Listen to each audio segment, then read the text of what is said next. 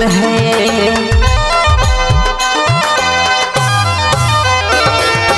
बैतुलम में यीशु राजा जन्म है, चरनी मेरे यीशु राजा सुतल है। पहारा करैना गड़रिया मने रे, दिया बाहर के हो दिया बाहर बाहर के।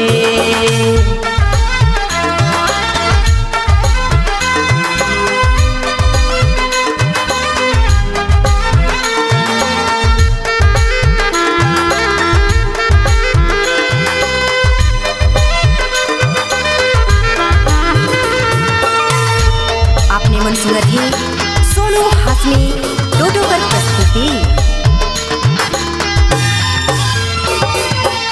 झड़ा कर महीना आधा आधी रात के, यीशु जन्म लीलै हमरे मन कर सिवाले।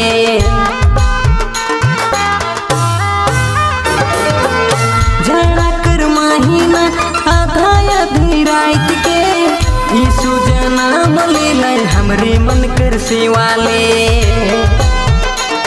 पहारा करैना गड़रिया मने रे, दिया बाहर के हो दिया बाहर बाहर के।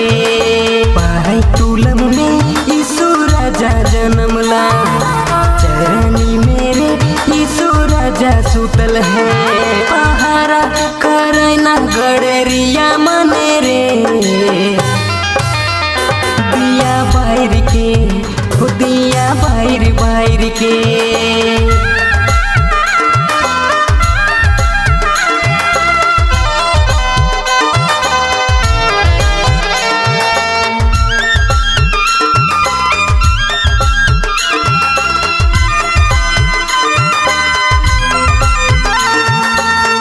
आपने मन सुना थी सोनू हाशमी डोडोकर प्रस्तुति।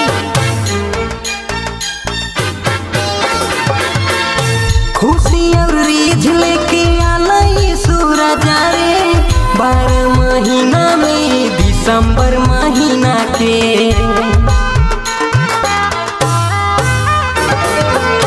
खुशी और रीझ लेके आला यीशु राजा रे, 12 महीना में दिसंबर महीना के।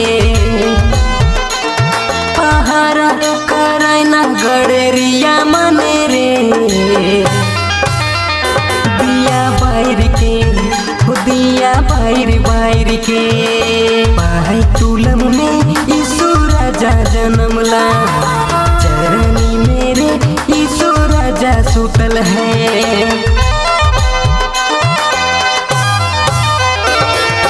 बैतुलम में यीशु राजा जन्म है, चरनी मेरे यीशु राजा सुतल है। पहारा करैना गड़रिया मने रे, दिया बाहर के हो दिया बाहर बाहर के। दिया बाहर के हो दिया बाहर बाहर के।